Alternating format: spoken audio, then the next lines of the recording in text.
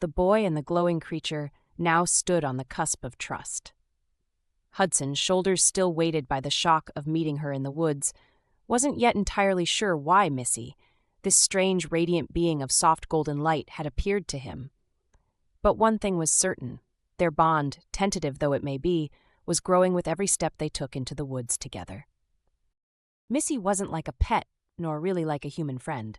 She floated at his side, her glowing form shifting between what looked like fluttering wings and a swirl of liquid sunshine. She had no mouth, no voice, but her light spoke volumes. It pulsed with emotion, nervous flickers, calming ripples, and even to Hudson's surprise, bursts of curiosity. The forest, always mysterious to Hudson as a child, had become something else entirely since Missy joined him. Together they ventured deeper, Hudson's curiosity piqued by the secrets Missy seemed to unveil with her presence. There were places that seemed to come alive when her light touched them. A massive, gnarled oak on a hilltop had been silent for decades, the kind of tree everyone in town pointed to but walked past without thought. But when Missy hovered near, her glow intensified. A pattern of faint burn marks in the bark revealed themselves, forming what looked like letters? Or was it a shape? Hudson had barely figured out how the marks fit together before Missy's glow dimmed again, urging them to move on.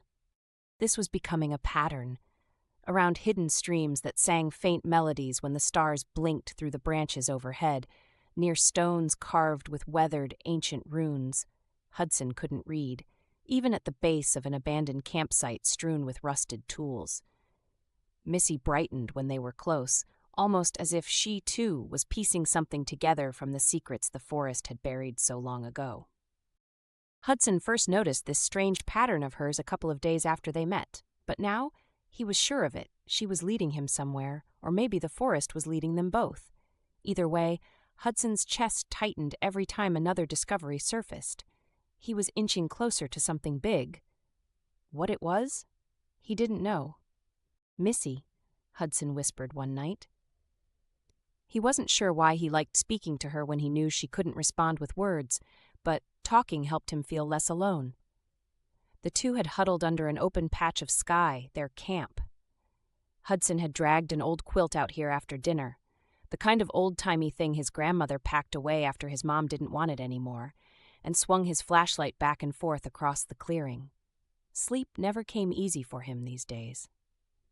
"Why do you react like that when we're around certain parts of the forest?" he asked aloud, tracing patterns with his finger in the dirt. He chuckled softly, shaking his head. "Never mind, I know you're not going to answer.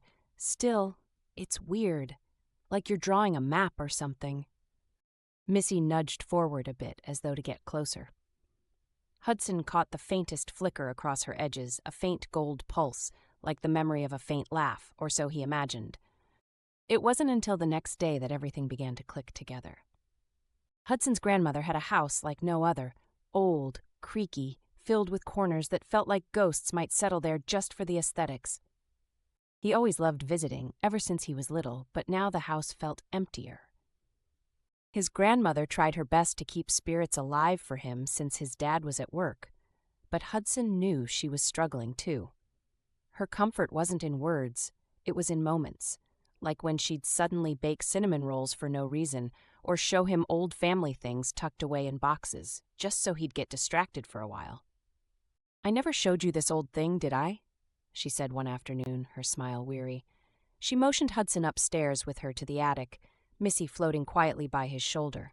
She still didn't know about Missy, or wouldn't let herself acknowledge it anyway. Hudson liked it that way. From a chest half hidden behind an old coat rack, his grandmother retrieved a cracked piece of folded parchment. "This belonged to your grandpa," she said, holding it out.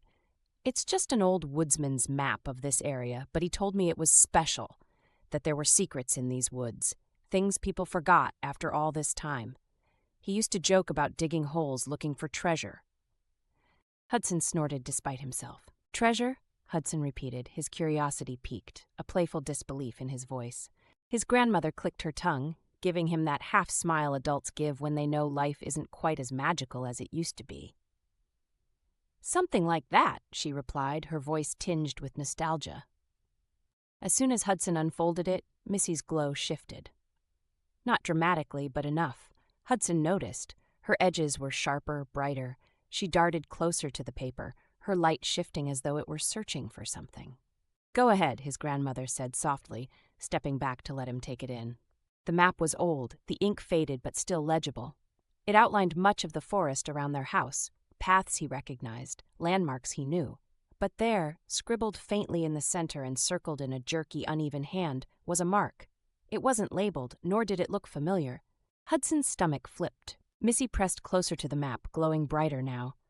In fact, if Hudson didn't know better, it felt like her glow, her presence, stretched toward the circled area on the page. His breath hitched. "What are you doing?" he asked softly, forgetting for a moment that his grandmother was behind him.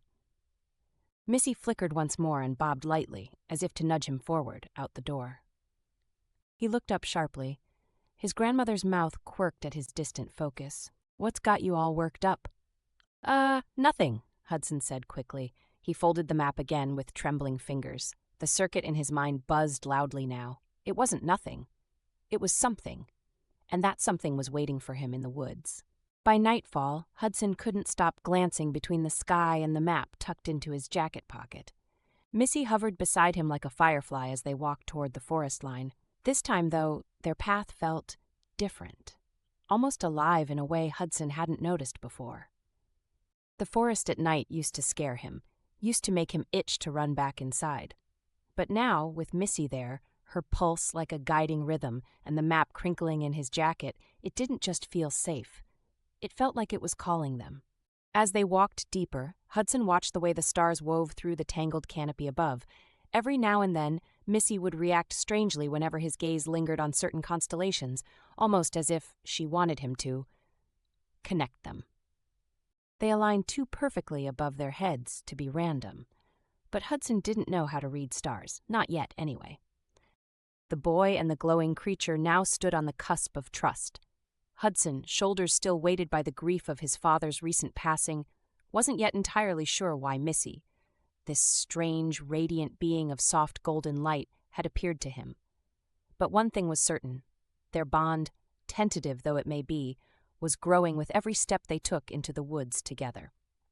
Missy wasn't like a pet, nor really like a human friend. She floated at his side, her glowing form shifting between what looked like fluttering wings and a swirl of liquid sunshine. She had no mouth, no voice, but her light. Her light spoke volumes. It pulsed with emotion, nervous flickers, calming ripples, and even, to Hudson's surprise, bursts of curiosity. The forest, always mysterious to Hudson as a child, had become something else entirely since Missy joined him. Together, they ventured into the unknown, bound by a growing trust and the mysteries that awaited them in the forest's depths. It took most of the evening before they finally arrived at the spot the map led them to. By the time they did, Hudson's legs ached. But something about the energy around him, the thrumming in his bones, kept him moving. The clearing, lit faintly by moonlight, the area didn't look significant at first. A twisted tree sat at its center, its bark gaping where cracks and time had worn it away. Moss crawled along its roots like a shroud. But when Missy darted forward, her glow grew impossibly bright, brighter than it had ever been. The light etched itself along the tree in front of them. Symbols emerged, not random creases in the bark, but intentional marks. Lines of what Hudson could only describe as language, or a code bigger than him. Missy pulsed wildly now, urging him closer. Hudson's heart pounded as his fingers brushed the markings. Warmth radiated against his palm. And then came the sound. A low hum, steady and resonant, rose from the earth beneath his feet, spreading through the trees like an ancient voice waking up. Missy brightened even further, filling the small clearing with golden light. Suddenly, it wasn't just a tree anymore. No, it was the start of something. Or maybe, Hudson thought wildly, the end. The secret they had stumbled upon wasn't just written here, it was alive. The secret they had stumbled upon wasn't just written here, it was alive. Whatever Missy had brought him to, their journey was only beginning. And somewhere deep in the tendrils of glowing roots, the hum grew louder. To be continued.